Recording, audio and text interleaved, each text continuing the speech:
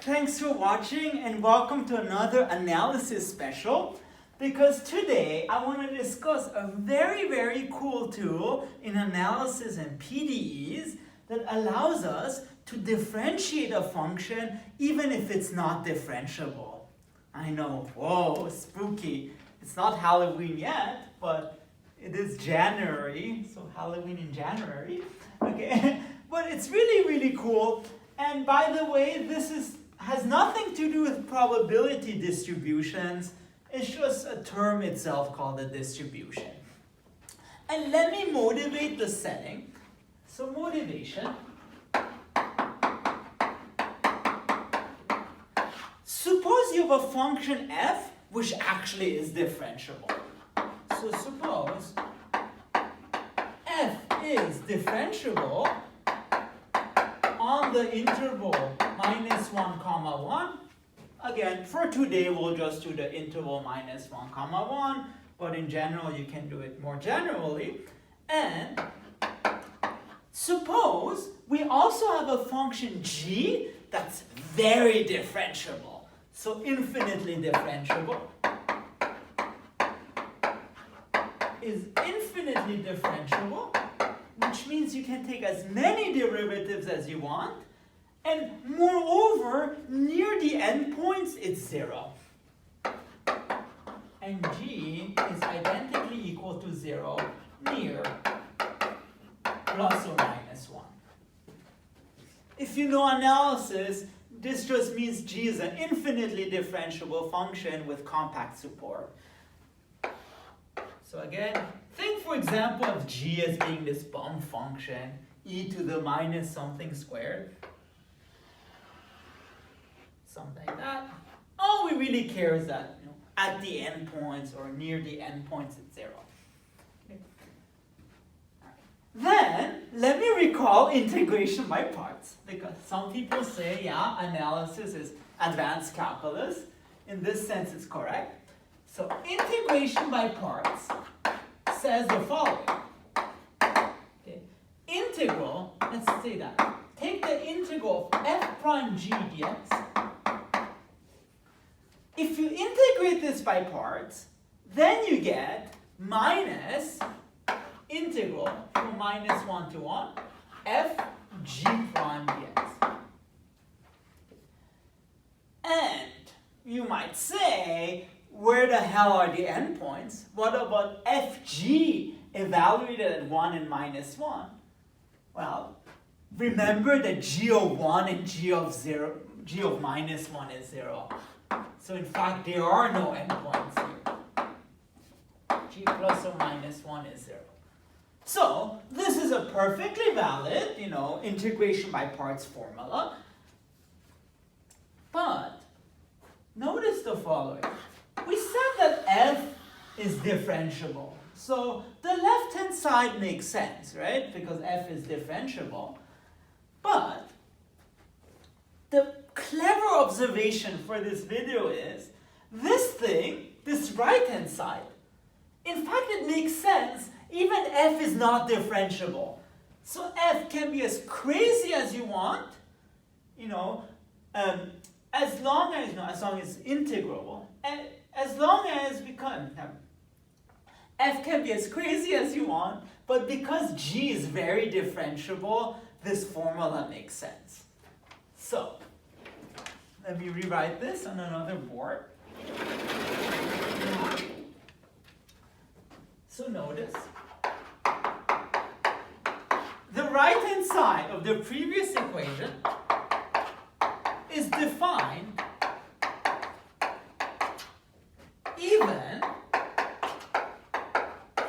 even if f is not differentiable. Again, which will be the clue of differentiating functions that are not differentiable. Also, notice the following. Okay. If you look at the left-hand side, so left-hand side, which I want to remind you, is equal to integral from -1 to 1 of f prime of g dx. If we look at this, it's actually linear in g. in G. Okay. What do I mean by that? Namely, define T of G to be this. So if T of G equals to the integral from -1 to 1 of f prime of g dx, again, fix x, and consider this depending on g, then T is in fact a linear transformation, which means that T of G plus H equals to D of G plus T of H. And also, T of a constant times G is a constant times G, T of G. So T of CG is C T of G for all C in R. And those two things actually allow us to define the generalized derivative of a function, even if f is not differentiable. So, definition, if you can write this quantity minus integral from -1 to 1 of fg prime dx. In other words, if you can write the right-hand side of the equation as something involving g, as T of G, for some linear transformation T,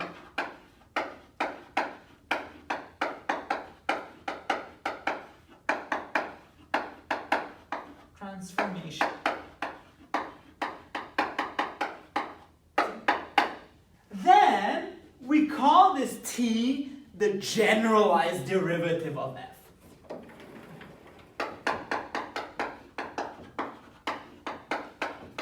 We call T the generalized derivative of f. Or some people call it the weak derivative of f, or the distributional derivative of f. Whatever you want. And sometimes T will be a function, and you'll see sometimes it will not be. And I'll give you plenty of examples that should convince you that this actually gives us some sort of a derivative. But the point is, if f is smooth, you can integrate by parts back, and you get the derivative. But in general, if f is very badly behaved, you're not allowed to integrate back, but sometimes you do get a linear transformation. And again, looks like a lot of gibberish, but let me illustrate with a couple of examples. I will do 3 examples. So the first one, suppose f is actually differentiable, and let's see what the derivative is. So example 1, let's find the general derivative of f of x equals to x squared. Okay, let's just go with our definition. So let's calculate integral from -1 to 1 of f g prime dx. And remember, we want to write this in terms of g. So some linear transformation involving g. But first of all, remember f is x squared, so it's -1 to 1 x squared g prime of x dx. But now look, x squared is differentiable, so here we can actually integrate by parts back. So here it's not a big problem. So if you actually integrate by parts, and remember g is a function which is, it's smooth and then it's 0 at -1 and 1. Remember this picture, from -1 to 1 it's 0 there, and then, I guess in this case positive, it's fine. Okay? Then if you integrate by parts back, you get minus integral from -1 to 1 of the derivative of that, 2x g of x dx. Okay? And that equals to integral from -1 to 1 of 2x g of x dx. And remember, we want this to be equal to t of g for some linear transformation t. But in fact, this is precisely the linear transformation that we want. So if you define,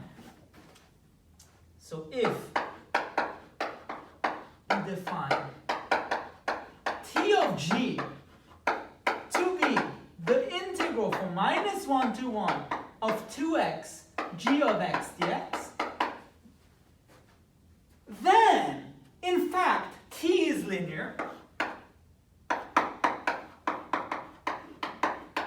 You can check that, because it's just a function times g. And also, what we've just shown is that minus integral from -1 to 1 of fg prime dx equals to t of g. So, this linear transformation t of g is in fact the generalized derivative of f. Okay. But you may notice there's this very close analog between, this generalized derivative and the actual derivative. So in this case, because we have t is of the form something times g of x, we actually identify, if you want, t with 2x. And in this case, we say, in fact, 2x is the generalized derivative of f of x squared. But so in this sense, with this identification, we can say that the derivative of x squared is 2x. But, as I said, in general, t might look something different, okay? So, as I said, in this case, because t is of this form, 2x times g of x, we say that the distributional derivative of f is 2x, and we say that x squared prime equals to 2x in the distributional sense. But of course, what makes this formula more interesting is the case where f is not differentiable, because it gives you actually another kind of derivative of f. But again, I want to emphasize, if f is differentiable, this actually gives you the actual derivative of f, but it goes more beyond that. Next example, let's do one of our favorite derivatives, the derivative of absolute value of x. But just one little thing, you will be a little bit disappointed, but then example 3, you might be amazed. So, again, not to up your expectations for this example, but it's really cool. So let's find the generalized derivative of f of x equals to absolute value of x. Okay, what do we start with? We start with our usual formula, integral from -1 to 1 of f g prime dx. And remember, we want to write this in the form t of g, where t is a linear transformation. Okay, well, let's see what we can do. That's equal to minus integral from -1 to 1, absolute value of x, g prime of x dx. And the nice thing is, absolute value of x is defined in pieces. So let's just decompose this integral a little bit. So it's equal to the integral from -1 to 0 of minus x g prime of x dx minus the integral from 0 to 1 of x g prime of x dx. So here I just, use the definition of absolute value of x. And then that equals integral from 1 to 0 of x g prime of x dx minus integral from 0 to 1 of x g prime of x dx. And now notice those functions, they are smooth actually. So we can, in this case, we can integrate by parts. So we're left with the following. So let's just do the boundary points. So g of 0 times 0 minus g of minus 1 times minus 1, okay, plus integral from minus 1 to 0 of g times 1, so g of x dx. Here integrated by parts. And here let's do it again. So minus g of 1 times 1 plus g of 0 times 0. Okay. And then plus integral, plus integral of g of x, forgot this sign. Here you have a minus sign, and here you have a plus sign. Integral of 1 times g of x from 0 to 1. X dx. Okay. Alright, now it looks horrible, but remember that g at minus 1 and 1, it's 0. So those terms here, they disappear. And very important, at 0, g is not necessarily 0. So g of 0 might be non-zero, but luckily what saves us is that the g of zeros all get multiplied by 0. So in the end, you're left with the following. This just equals to the integral from 0 to 1, if you want, maybe integral from, it equals to minus the integral from minus 1 to 0 of g of x dx plus the integral from 0 to 1 of g of x dx. And of course, you can define your linear transformation just to be this thing, and this works. But it turns out you can write this in terms of another function, what's called the Heaviside function. Turns out this whole thing, you can write this as h of x times g of x dx, where h is the following function. It equals to minus 1. So from minus 1 to 0, it equals to minus 1. And from 0 to 1, it equals to 1. And that's what's called the Heaviside function. We recap. What we had so far is minus integral from minus 1 to 1 of f g prime dx equals to integral from minus 1 to 1 of h g dx, where h is equal to 1 on 0, 1, and equals to minus 1 on minus 1 comma 0. So it's what's called the Heaviside function. And remember, we want to write this in terms of a linear transformation t. So just define t of g to be equal to this thing, integral from minus 1 to 1 of h g dx. And you can define, you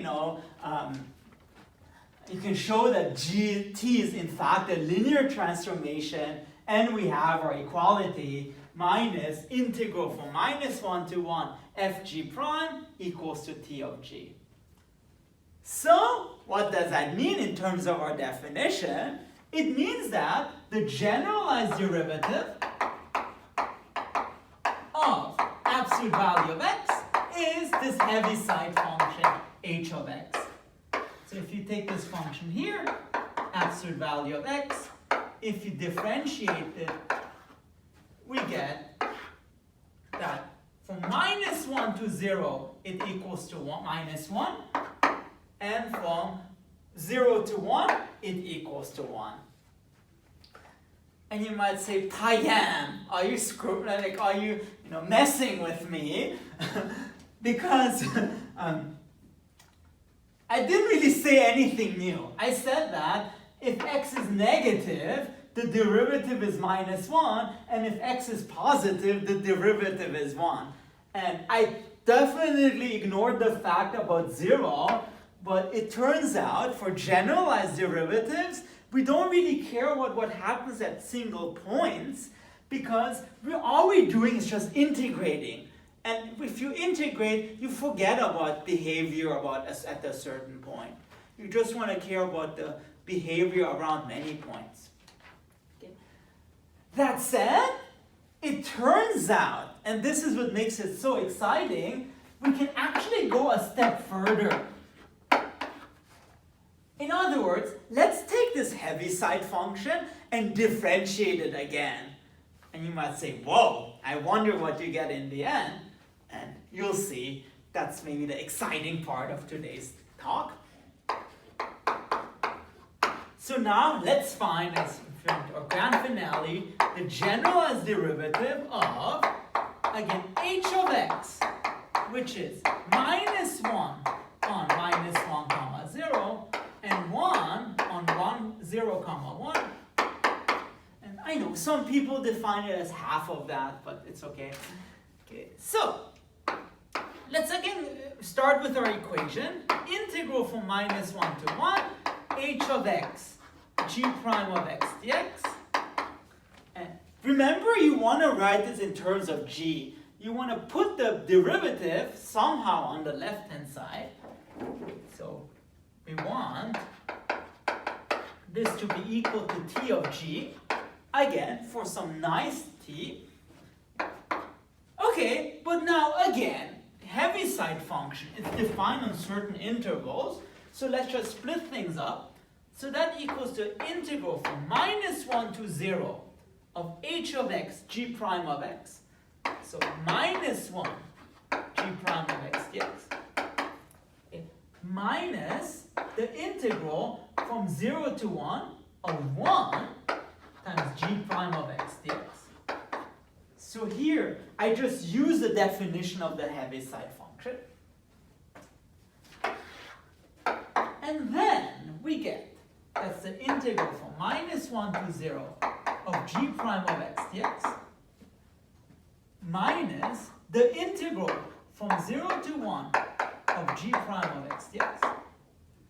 And that equals to g of 0 minus g of -1 minus g of 1 plus g of 0. Again, looks very strange, but this thing goes to 0, this thing goes to 0, and you have 2g of 0. In other words, if you define t of g equals to 2g of 0, then in fact, this is a linear transformation. You can check it, and the cool thing is, this is what derivative, which doesn't depend on integrals.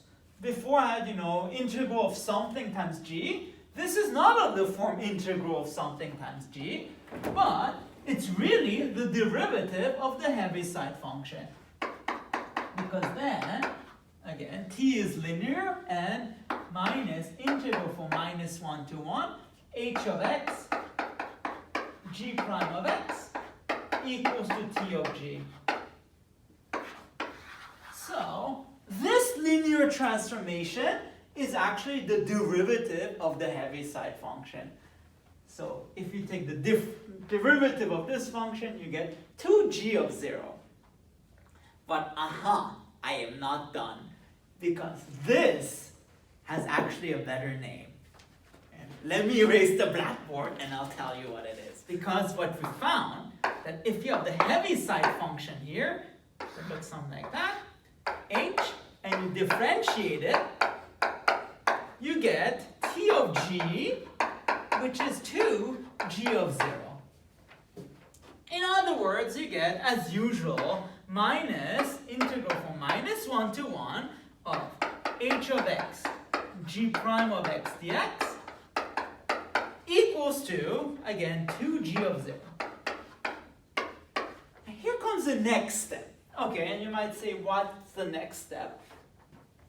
Before, what we did, we calculated that in terms of integral of something times g of x. Okay. Yeah. Question is, can we somehow write this function, or this weird thing, this distribution, in terms of the integral from -1 to 1 of something times g of x? In fact, we can, because what does this thing do? What does t of g do? It takes this function g and concentrates it at the point 0. So we have, if you want, we have some function g here, and then it just concentrates this at the point 0. And really, if you want to write this as an integral, you want an integral which puts all the mass at the point 0, and you may have guessed, this thing is nothing other than the Dirac delta function at 0 with this factor of 2. In fact, you can write this as integral from -1 to 1 of 2 delta 0 of x, g of x dx, where delta of 0, it's a weird definition, but it's 0 for x not equal to 0, but infinity for x equals to 0. Something that looks like this. But this is, and also the integral of delta 0 is 1. That's another thing, of course, very important. But the point is, this is very non-rigorous. It's a non-rigorous way of writing this, but this is actually a rigorous way of writing this. So, if you ever want to know the rigorous way of defining the Dirac delta function, it's precisely this linear transformation. Dirac 0 is the linear transformation t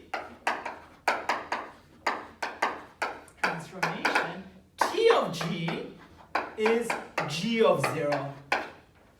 In other words, you take the function g and concentrate it at 0. And what we've shown,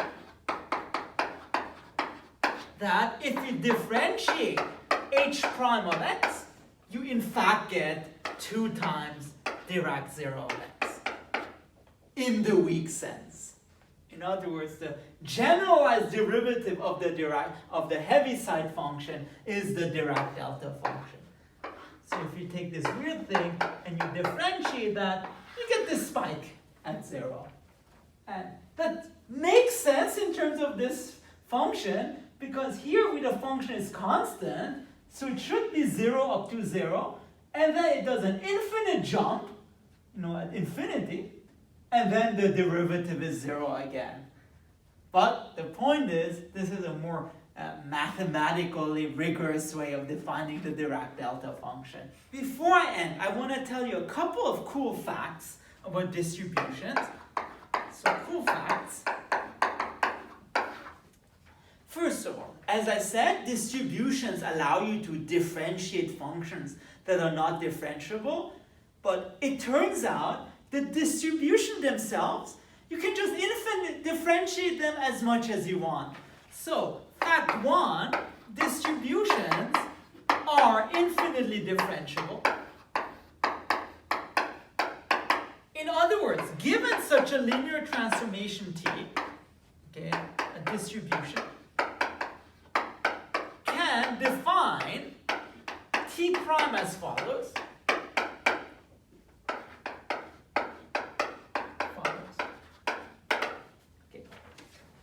Namely, and let me give you a motivation in terms of integration by parts. So remember, we have the following formula, if you want, minus, or if you want, f prime of g equals to minus fg prime. As before with this integration by parts.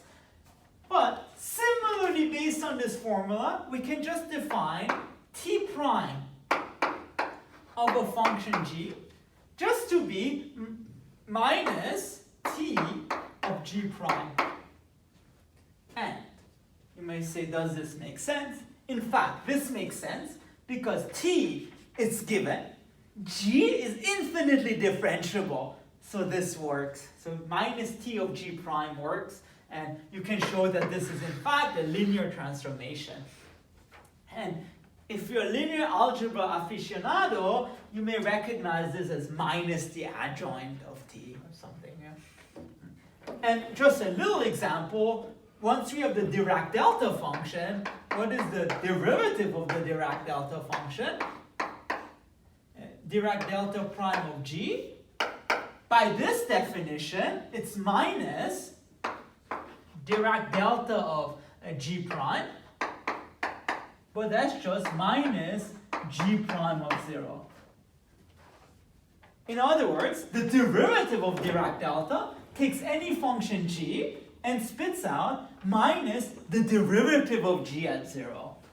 So it's kind of cool, and you can continue like that as well. That's one thing.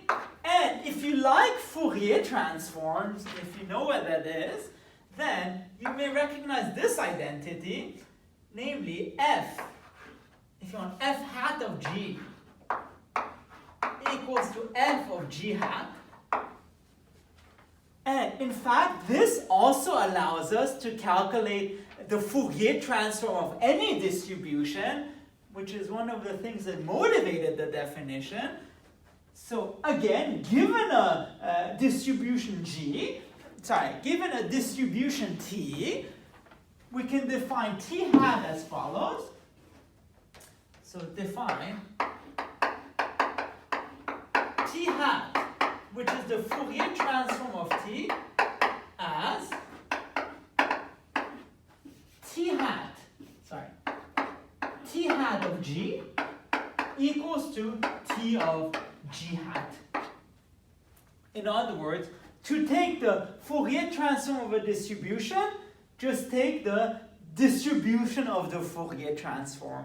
And that makes sense, again, because g is smooth and has compact support. And for those functions, the Fourier transform is pretty nice. And also, in case you're wondering about applications, this is very useful for partial differential equations because there are some PDEs which don't have solutions in terms of in the classical sense, that are differentiable in a classical sense, but they do have weak solutions.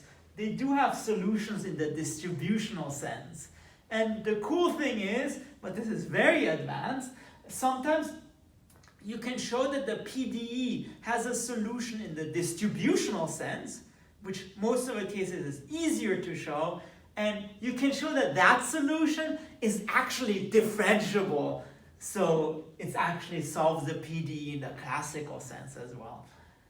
And of course, same with Fourier transforms if you want. Alright, so I hope you like this analysis special, and if you want to see more excitement, make sure to subscribe to my channel. Thank you very much.